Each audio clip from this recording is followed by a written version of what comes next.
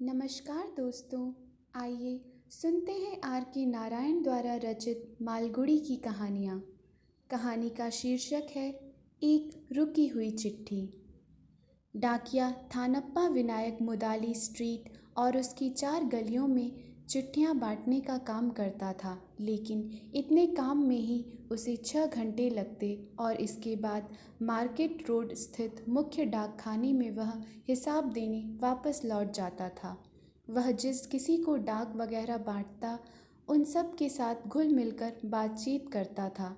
Kabir street के 13 number मकान में जो आदमी रहता था वह अक्सर आधे रास्ते तक आकर पूछता कि क्या मेरी कोई चिट्ठी है। थानप्पा उसे तब से देखता आ रहा था जब यह युवक था और घर के बाहर सड़क के किनारे बनी पटरी पर अब भी जब उसके बाल सफ़ेद हो चले थे। वह वर्ग पहेली भरकर भेजने से मिलने वाले पुरस्कार की प्रतीक्षा में आज भी उसका इंतज़ार करता रहता था। अभी इनाम नहीं आया, डाकिया रोज़ यही कहता, लेकिन निराश मत होना, कभी न कभी ज़रूर आएगा। किसी दूसरे से वह कहता, इस बार तुम्हारा पैसा आने में देर हो रही लगती है। हैदराबाद से तुम्हारे बेटे की चिट्ठी मैडम जी फिर आई है। अब उसके कितने बच्चे हैं? मुझे नहीं पता था कि तुमने मद्रास में इस जॉब के लिए अर्जी भेजी है। बता देते तो अच्छा होता। खैर, मैं जब तुम्हारा नियुक्ति पत्र लाऊंगा तब तुमसे नारियल की खीर ज़रूर खाऊंगा। इस तरह बातें करता वह धीरे धीरे आगे बढ़ता, कहीं कहीं आधा घंटा भी ठहरता। खास तौर पर जब किसी का मनी ऑर्डर आता तो उसके पास जमकर बैठ जाता और यह रुपया किस किस काम में खर्च किया जाएगा यह सब जाने बिना न उठता। मौसम ज़्यादा गर्म होता तो किसी के भी यहाँ छाछ का ग्लास पीने रुक जाता और आराम से खा पी कर ही उठता। मोहल्ले के सब लोग उसे चाहते थे क्योंकि वह सबकी आशाओं, आकांक्षाओं और क्रियाकलापों का भागीदार बन चुका था।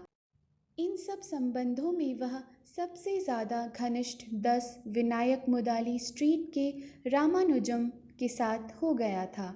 यह रेवेन्यू डिवीज़न ऑफिस में क्लर्क थे और एक पीढ़ी से थानप्पा इस पते पर चिट्ठियां पहुंचाता रहा था। बहुत साल पहले रामानुजम से उसका परिचय हुआ था। उसकी पत्नी गांव गई हुई थी और रामानुजम के लिए उसका पत्र आया था।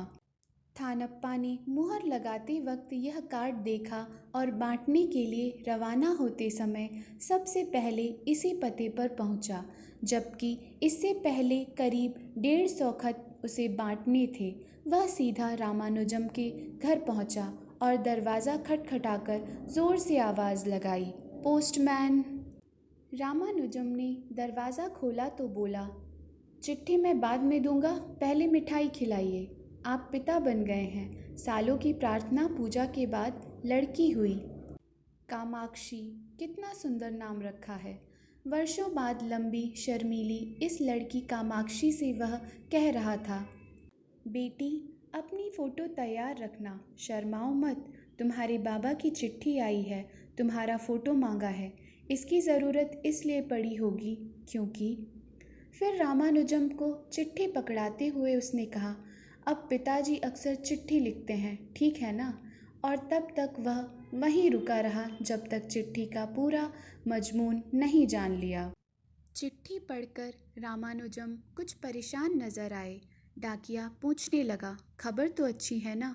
फिर बरामदे में लगे खंभे का सहारा लेकर खड़ा हो गया, थैला नीचे रख दिया। रामानुजम कहने लगे, मेरे ससुर जी सोचते हैं कि बेटी के लिए दुल्हे की तलाश में मैं पीछे पड़ रहा हूँ। उन्होंने खुद 1-2 जगह कोशिश की लेकिन सफल नहीं हुए। वे सोचते हैं कि मैं इस पर ध्यान ही नहीं दे रहा। बुजुर्ग लोग ज़रा ज़्यादा ही चिंता करते हैं, डाकिये ने कहा। इस पर रामानुजम ने बताया, बात यह है कि उन्होंने लड़की की शादी के लिए 10,000 रुपये रख छोड़ा है और चाहते हैं कि जल्द से जल्द पति ढूंढ लिया जाए, लेकिन पैसा ही तो सब कुछ नहीं होता। डाकिये ने हाँ में हाँ मिलाई, कहा, आप ठीक कहते हैं, जब तक वक्त नहीं आता कुछ नहीं किया जा सकता। महीनों तक डाकिया चिट्ठियां पहुंचाता रहा और खबर का इंतज़ार करता रहा। वही पुरानी खबर है थानप्पा, कुंडलियां नहीं मिल पा रही हैं। उनकी मांग बहुत ज़्यादा है। उन्हें लड़की पसंद नहीं आ रही। पसंद नहीं? अरे लड़की तो राजकुमारी लगती है। मुझे तो ये लोग अंधे लगते हैं, थानप्पा गुस्से से कहता। शादी के दिन खत्म हो जाएंगे। 3 ही मुहूर्त बचे हैं। आखिरी मुहूर्त 20 मई का है। लड़की बहुत जल्द 17 बरस की हो जाएगी। बाबा की चिट्ठियां तीखी होती जा रही थी। रामानुजम ने सब कोशिशें कर ली थी और सभी में निराशा हाथ लगी थी। वह असहाय लग रहे थे। बोले, थानप्पा, लगता है मेरे लिए कहीं भी कोई दामाद नहीं है। ऐसी अशुभ बात मत कीजिए, डाकिये ने धीरज बंधाते हुए कहा। ईश्वर अब कुछ ज़रूर करेगा। फिर कुछ देर सोचने के बाद कहने लगा, एक लड़का है दिल्ली में, 2000 रुपये कमाता है। टेम्पल स्ट्रीट के माकुंदा की उस पर नज़र थी। माकुंदा और आपकी जाति भी शायद एक ही है। हाँ, वे कई महीने से बात चला रहे हैं। 100 के करीब चिट्ठियां आई गई होंगी, लेकिन मुझे निश्चित पता है कि बात टूट चुकी है। कुछ पैसे पर मामला अटक गया है। उन्होंने पोस्ट कार्ड पर अपनी आखिरी मांग रख दी है, जिससे ये लोग बहुत गुस्सा हैं। ये पोस्ट कार्ड ही अपमान के हथियार बन गए हैं। अब तो बहुत सी ज़रूरी बातें भी पिक्चर पोस्ट कार्डों पर लिख कर भेज दी जाती हैं। 2 साल पहले जब राजप्पा अमेरिका गया था, तब वह अपने बेटों को हर हफ्ते पिक्चर पोस्ट कार्डों पर ही चिट्ठियां भेजता रहता था। इसके बाद वह कहने लगा, मैं माकुंदा से लड़के की कुंडली मांग लाऊंगा, देखते हैं। और दूसरे दिन वह कुंडली लेकर आ भी गया। बोला, लड़के के माँ बाप भी दिल्ली में ही हैं। आप उन्हें तुरंत लिख दीजिए। अब वक्त बेकार करना ठीक नहीं है। रामानुजम के परिवार में आशा की किरण चमक उठी। मुझे अभी 100 चिट्ठियां बांटनी हैं, लेकिन इस पर दिल्ली की मुहर देखकर मैं पहले यहीं चला आया। खोलिए और बताइए क्या लिखा है। वह उत्सुकता से कांप रहा था। कितनी जल्दी जवाब दिया है। तो उन्हें फ़ोटो पसंद आ गया। किसे नहीं आएगा। एक दिन वह कहने लगा, रोज़ एक खत आ रहा है। सोचता हूँ कामाक्षी की शादी होने तक छुट्टी ले लूँ। तुम तो यूँ कह रहे हो मानो शादी कल ही होनी है। अभी पता नहीं कितनी मुश्किलें आएंगी।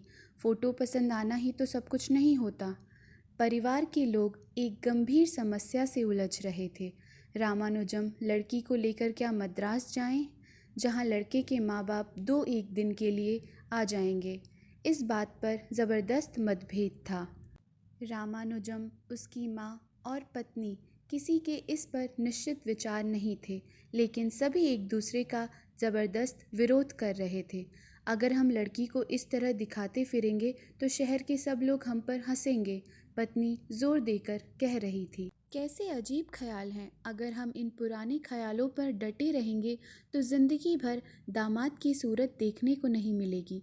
ज़रूरत पड़े तो हमें लड़की दिल्ली ले जाकर भी दिखा देनी चाहिए। पति ने चिल्लाकर कहा, ठीक है, जो तुम्हारी मर्जी हो करो, फिर मुझसे राय लेने की ज़रूरत ही क्या है। पत्नी ने चिढ़कर जवाब ठोका। गुस्से की गर्मा गर्मी में कोई फैसला होता नज़र नहीं आ रहा था। शाम को डाकिया सब काम निपटाकर यहाँ आ जाता और सोच विचार में शामिल होता। वह बोला, छोटा मुंह बड़ी बात, मैं आपके लिए तीसरा आदमी हूँ, लेकिन मेरा कहना यही है कि फ़ौरन गाड़ी पकड़कर मद्रास चले जाइए। जो बात साल भर की चिट्ठी पत्री से नहीं बनती, वह सामने बैठकर घंटे भर में तय हो जाती है। उसकी बात मान ली जाती है। फिर कुछ दिन बाद आपके लिए मैडम जी, मद्रास से यह चिट्ठी आई है। आपके पति की लगती है। क्या खबर भेजी है उन्होंने? पत्र हाथ में पकड़ाते हुए थानप्पा ने कहा। फिर बोला, मेरे पास कुछ रजिस्ट्री चिट्ठियां हैं जो देनी हैं, मैं उन्हें बांट कर आता हूँ। लौटकर उसने पूछा, दोनों मिल लिए क्या? हाँ, कामाक्षी के पिता ने लिखा है कि वे कामाक्षी को देख चुके हैं और उनकी बातचीत से लगता है कि कामाक्षी उन्हें पसंद आ गई है। बढ़िया खबर है यह। मैं अभी जाकर विनायक मंदिर में नारियल चढ़ाता हूँ। लेकिन रामानुजम की पत्नी, जो आधी खुश और आधी परेशान लग रही थी, कहने लगी, एक कठिनाई और है। हम चाहते थे कि शादी अगले महीने करें, जो ज़्यादा शुभ है। इतनी जल्दी सब इंतज़ाम करना बहुत मुश्किल होगा। लेकिन उनका कहना है कि शादी करनी है तो 20 मई से पहले हो जानी चाहिए, नहीं तो 3 साल तक शादी नहीं हो सकेगी। लड़का किसी ट्रेनिंग के लिए बाहर चला जाएगा। कुछ दिन बाद डाकिये ने इंश्योरेंस का लिफाफा रामानुजम को थमाते हुए कहा, बाबा अपनी बात के पक्के निकले। उन्होंने पूरी रकम भेज दी है। अब आपको पैसे की कमी नहीं होगी। इंतज़ाम में लग जाइए। मुझे खुशी है उन्होंने भी रिश्ता पसंद कर लिया है, क्योंकि पैसे से ज़्यादा उनके आशीर्वाद की ज़रूरत है। मेरा ख्याल है उन्होंने अपना आशीर्वाद भी इस खत में भेजा है। हाँ हाँ, भेजा है। मेरे ससुर भी इस रिश्ते से बहुत खुश हैं, रामानुजम ने जवाब दिया। मालगुड़ी कस्बे में 10,000 रुपये की शादी काफ़ी बड़ी बात थी। रामानुजम परेशान थे कि इतने कम समय में सब इंतज़ाम कैसे किया जाएगा, क्योंकि मदद करने वाला कोई भी नहीं था। थानप्पा ने काम के बाद बचा हुआ सारा समय उनकी सहायता करने में लगा दिया। समय बचाने के लिए दूसरे घरों में बातचीत करना भी उसने एकदम खत्म कर दिया। अब वह खत देते समय किसी का इंतज़ार नहीं करता, बस खिड़की या दरवाजे से भीतर चिट्ठी फेंककर और एक आवाज़ चिट्ठी लगाकर आगे बढ़ जाता। अगर कोई उसे रोक कर पूछता, क्या बात है, इतनी जल्दी में क्यों हो, तो वह यह कहकर आगे बढ़ लेता, मुझे 20 मई तक बात न करने की सुविधा चाहिए। इसके बाद आप जितनी चाहेंगे बात करूँगा। आपके घर में ही डेरा डाल लूँगा। रामानुजम भी भारी तनाव में थे। जैसे जैसे शादी का दिन पास आता जा रहा था, चिंता से उनकी कंपकंपी बढ़ती जाती थी। सब काम ठीक ठाक निपट जाना चाहिए, कोई मुश्किल न खड़ी हो जाए, वे बार बार कहते थे। चिंता मत कीजिए आप, ईश्वर की कृपा से सब काम खुशी खुशी पूरा हो जाएगा। वे जितना पैसा चाहते थे आपने दे ही दिया है, भेंट उपहार भी पकड़ा दिए हैं। ये अच्छे लोग हैं। बात यह नहीं है, यह आखिरी मुहूर्त है। अगर कुछ संकट खड़ा हो गया तो लड़का 3 साल के लिए बाहर चला जाएगा। फिर हम में से कोई भी 3 साल तक तो इंतज़ार नहीं करेगा। शादी के दिन मुहूर्त के 4 घंटे बाद की बात है। शादी हो चुकी थी और घर में शांति छा गई थी। दिल्ली से आया दूल्हा पंडाल में कुर्सी पर आराम से बैठा था। चंदन और फूलों की खुशबू वातावरण में फैली थी। हवन के घी और सामग्री का धुआं आसमान में तैर रहा था। लोग दूल्हे के इर्द गिर्द बैठे बातें कर रहे थे। तभी थैले में चिट्ठियां भरे थानप्पा फाटक पर आ खड़ा हुआ। कई लड़के उसे देखते ही दौड़कर उसके पास पहुंच गए और बोले, किस किस की चिट्ठियां लाए हो? उसने कहा, जिसकी चिट्ठियां हैं उनको मैं अभी देता हूँ। वह दूल्हे के पास पहुंचा और बहुत से पत्रों का एक थैला बड़ी इज्जत से उसे दिया। इसमें अनेक लोगों की शुभकामनाएं और आशीर्वाद हैं आपके लिए। इन सब के साथ मेरी अपनी शुभकामनाएं भी हैं। यह कहते हुए डाकिया बहुत खुश, साथ ही गंभीर नजर आ रहा था। दूल्हे ने मुस्कुराकर धन्यवाद दिया तो डाकिया फिर कहने लगा, हम सबको इस बात का गर्व है कि आप जैसा शानदार दामाद इस घर को मिला है। मैं बेटी कामाक्षी को तब से जानता हूँ जब वह 1 दिन की थी, और तभी से मैं जानता हूँ कि उसे बहुत अच्छा पति प्राप्त होगा। इसके बाद उसने हाथ जोड़कर नमस्कार किया और दूसरों की चिट्ठियाँ उन्हें देने और भोजन भंडार में कुछ खाने पीने घर के भीतर चला गया। 10 दिन बाद उसने फिर दरवाज़ा खटखटाया और कामाक्षी को बुलाकर उसका पहला पत्र उसे सौंपा। अरे, इसमें से तो खुशबू आ रही है। मुझे यह खुशबू तभी आने लगी थी जब 3 स्टेशन पहले यह डाक के डिब्बे में यहाँ आ रहा था। मैंने ऐसे सैकड़ों खत पहुँचाए हैं। अब मेरी बात सुनो। तुम्हें अपना 10वां खत लिखने के बाद वह तुम्हें आदेश देगा कि सामान बांधो और उसके पास पहुँच जाओ। तब तुम्हारे 2 पंख उग आएंगे और उसी दिन तुम उड़कर उसके पास पहुँच जाओगी। इस सड़क और थानप्पा सभी को भूलकर, है ना यही बात? कामाक्षी शर्म से लाल होती उसके हाथ से पत्र लेकर पढ़ने के लिए घर के भीतर घुस गई। डाकिया बोला, मेरा ख्याल है कि खत में क्या लिखा है यह जानने के लिए इंतज़ार करने की ज़रूरत नहीं है। फिर एक छुट्टी के दिन जब उसे विश्वास था कि रामानुजम घर पर ही मिलेंगे, वह जा पहुंचा और उन्हें एक कार्ड पकड़ा दिया। कार्ड देखते ही रामानुजम बोले, बुरी खबर लगती है थानप्पा। मेरे चाचा पिता के भाई सलीम में बहुत बीमार हैं और वे चाहते हैं कि मैं तुरंत वहां पहुंच जाऊं। एक तार भी है। तार पढ़कर रामानुजम बोले, अरे वे तो गुजर भी गए। और यह कहकर वे बाहर पत्थर पर ही बैठ गए, मानो जान ही निकल गई हो। थानप्पा भी बहुत दुखी लग रहा था। कुछ देर बाद रामानुजम संभले खड़े हुए और घर में भीतर जाने लगे। थानप्पा ने कहा, एक मिनट रुकिए, मेरी बात सुनिए, मुझे एक माफ़ी मांगनी है। इस कार्ड की तारीख देखिए, 19 मई, यानी करीब 15 दिन पहले का है यह। जी हाँ, और तार भी उसके दूसरे दिन ही आ गया था, यानी शादी के ही दिन। मुझे बड़ा दुख हुआ, लेकिन जो होना था हो गया था। मैंने अपने से यही कहा और दोनों को अपने ही पास रख लिया, कहीं इनसे शादी ही न रुक जाए।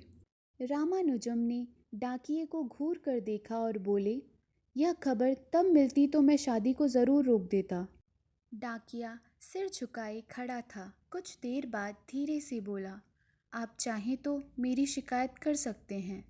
मेरी नौकरी चली जाएगी, यह गंभीर अपराध है। यह कहकर वह सीढ़ियों से उतरा और खत बांटने सड़क की ओर चला।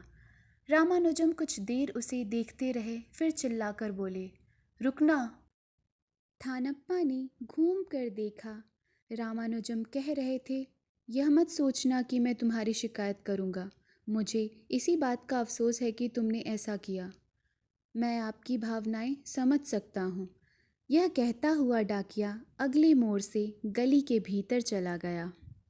ये कहानी यहीं समाप्त होती है।